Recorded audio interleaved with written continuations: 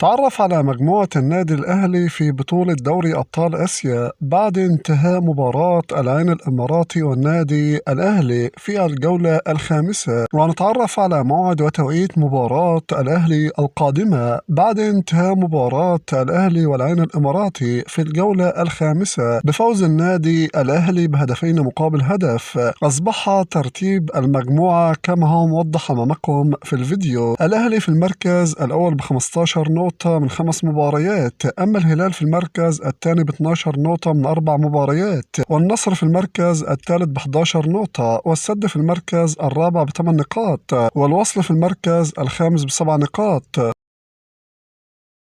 الأهلي في المباراة القادمة سيواجه الوحدة في الجولة ال12 من بطولة الدوري السعودي يوم الجمعة الموافق 29/11، وستبدأ المباراة في 7 مساء بتوقيت مصر، 8 بتوقيت السعودية.